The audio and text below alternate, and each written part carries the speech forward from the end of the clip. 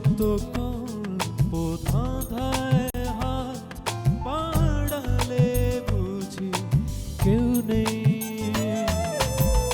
আকাশ ছোঁয়া গল্প সাজাই শূন্যে ওড়া ছন্দে মেতে।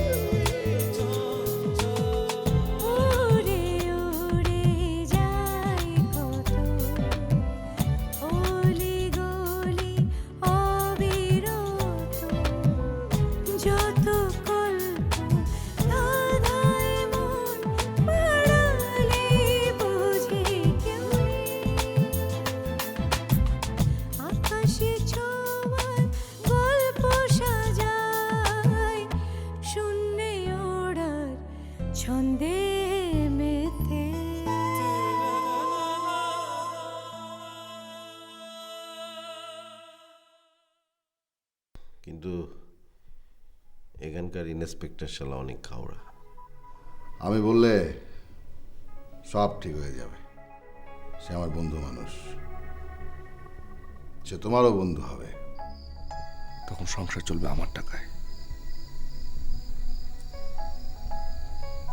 এখন আমাদের পরিবারে আমার কথার কোনো দাম নেই, কিন্তু তখন ওকে আমাদের কথা শোনে মাস্টারমশাই? ওর যখন ইচ্ছা হবে তখন ও পড়তে বসবে। আরে বলো বলো, তোমার মেয়ে মানুষ চাই।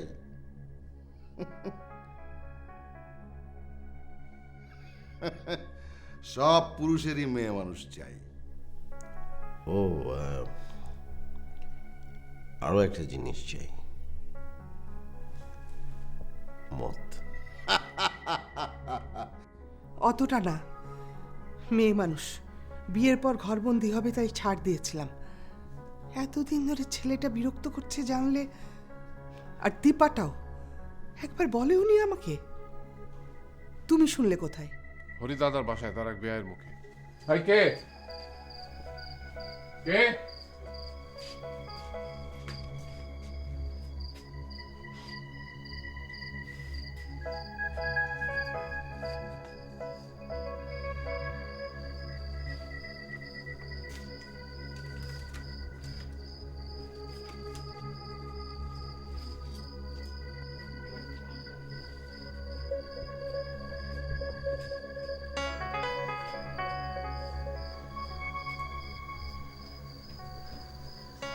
আমি দীপাকে ভালোবাসি।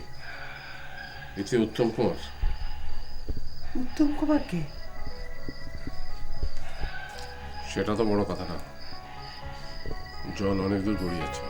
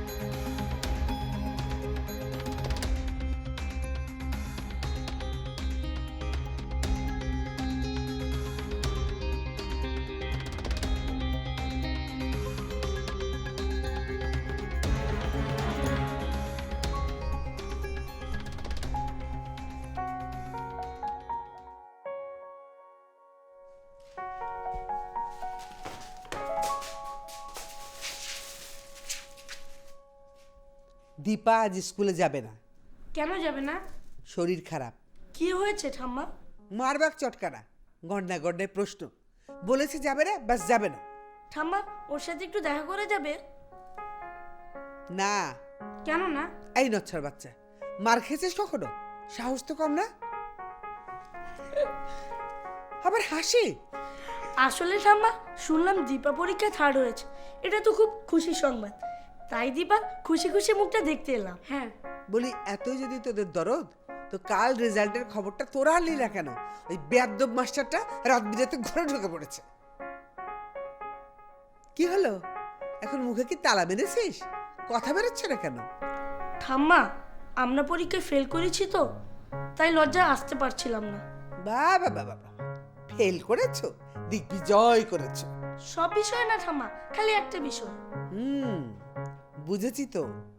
কিসে? অঙ্কে? না। তাহলে কি ইংরেজিতে?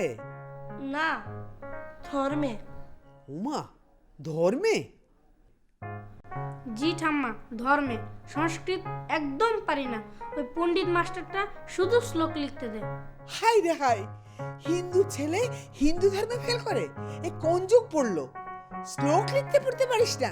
ছি! ঠাম্মা দীপার সাথে একটু দেখা করা যাবে? হ্যাঁ, আমরা দীপার সাথে দেখা করতে চাই। দেখা করবি? দাঁড়া।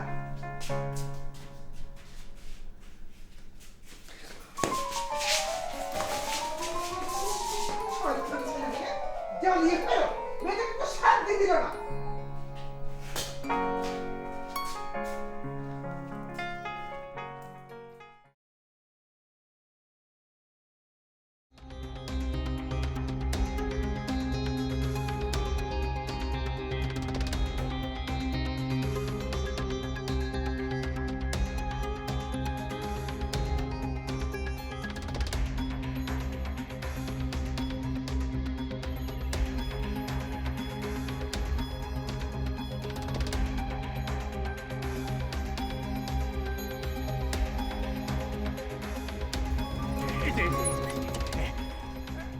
নমস্কার অমরনাথ বাবু।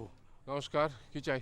জি আমি আপনার অফিসের দিকে যাচ্ছিলাম, এই পথে দেখা হয়ে গেল। ওসব ফালতু কথা বলে কোনো লাভ নেই। কি চাই সেটা বলেন। এই আমি ওই যে উত্তম কুমারের বাবা। কি? জি।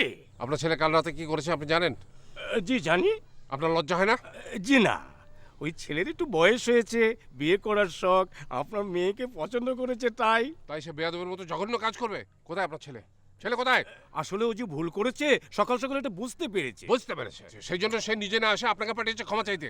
জি জি না, আমাকে ক্ষমা চাইতে পাঠায়নি, আমাকে পাঠিয়েছে যে দীপার বিয়ের ব্যাপারে একটু আলাপ করতে আপনার সাথে। কি? জি।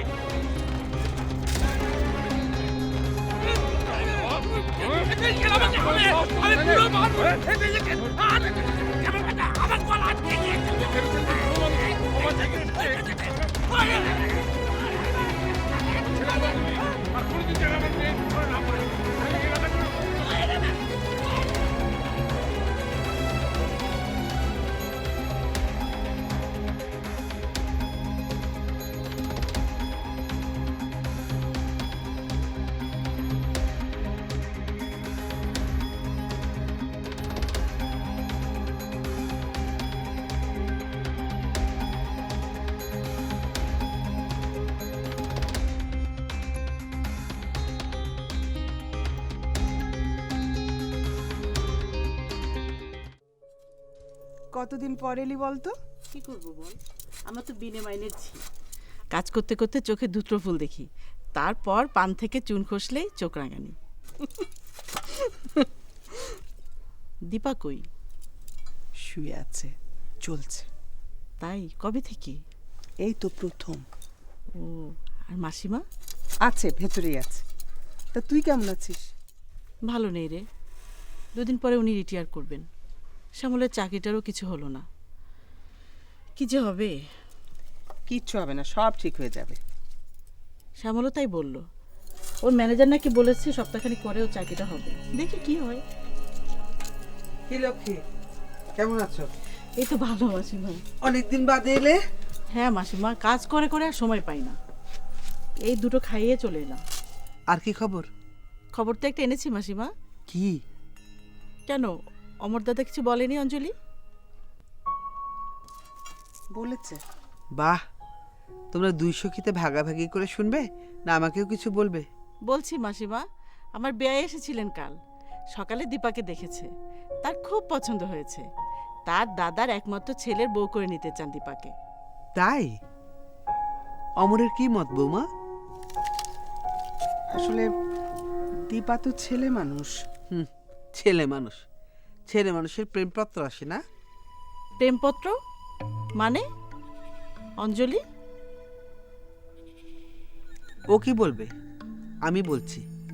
কাল রাতে একজন ছোকরা প্রেমপত্র রেখে গেছে দীপার নামে। কি যেন নাম ছোকরার? ও, উত্তম কুমার। উত্তম কুমার?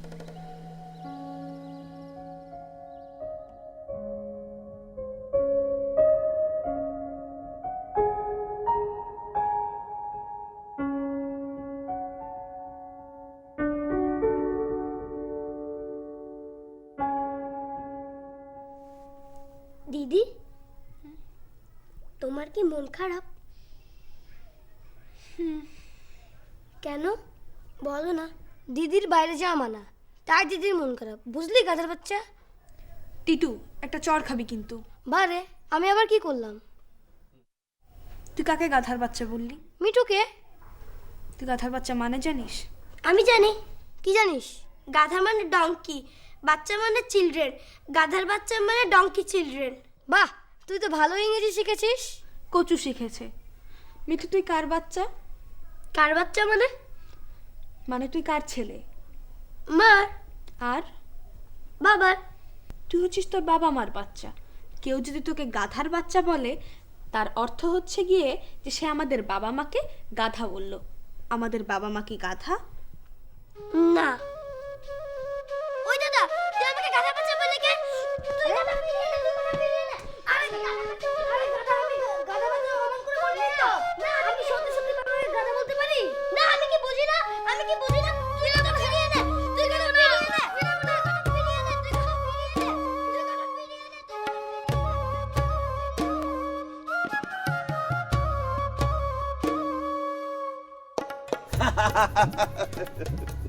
তোকে মারলো না? আরে তুই তো ঠিক মতো অভিনয় করতে পারিসনি, শুধু শুধু টাকা নষ্ট। না, আমি তার সাইকেলটি ভালোভাবে সামালাম, থামানোর পরে তাকে আদাব করলাম, নমস্কার করলাম, তারপরে তোমার বিষয়টি তার কাছে ভালোভাবে উপস্থাপন করলাম। কিন্তু যখন পূর্ণাঙ্গ প্রসঙ্গটি শুনলো তখন মহা ক্ষেপে গেল। সে তো এক পর্যায়ে আমার উপরে চড়া হয়ে গেল। মনে হয়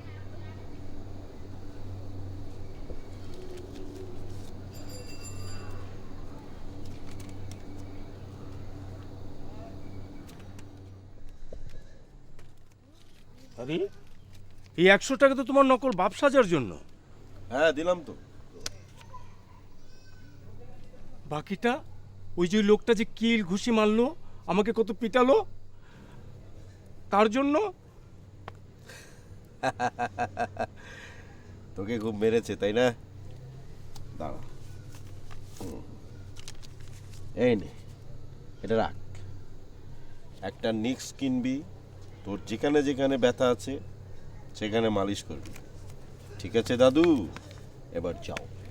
কিন্তু যাওয়ার সময় একটা কথা বলে যাচ্ছি, ওই লোকের মেয়েকে তুমি বিয়ে করতে পারবে না। ওই লোক মহা খ্যাপা।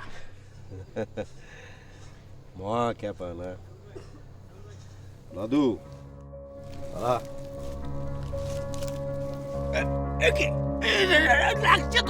কি করছো এখন বল, অমরনাথ খ্যাপা না আমি খ্যাপা? বল। তুমি তুমি খ্যাপা না আপনি খ্যাপা? এখন বল, দীপাকে কে বিয়ে করবে? আমি? হ্যাঁ, তুমি করবে, তুমি করবে। আমি কি দীপাকে বিয়ে করতে পারবো? বল, পারবো? 100 বার, 1000 বার, তুই 1000 বার পারবে। বাবা রে, নিক দিয়ে কাজ হবে না, কিছু ওষুধ খেয়ে নিবি। যা যা।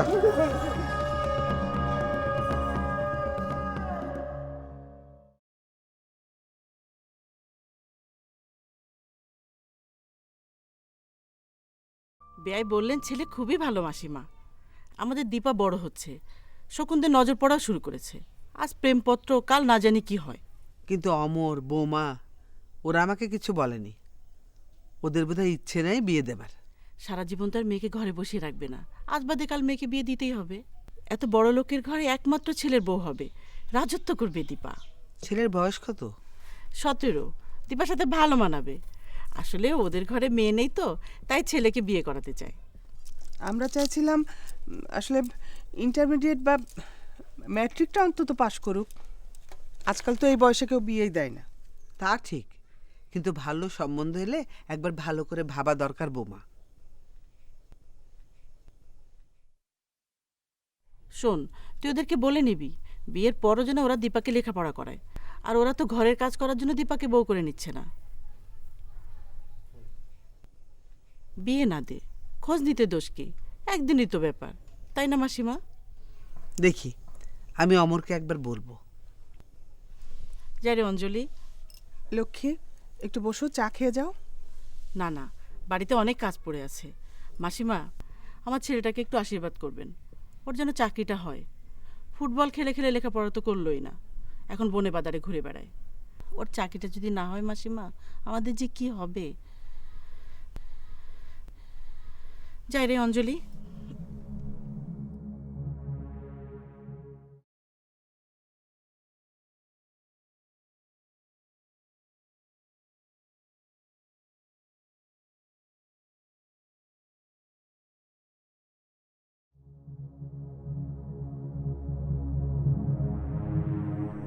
কি আসলাম সাহেব, তোমার তো দেখাই পাওয়া যায় না।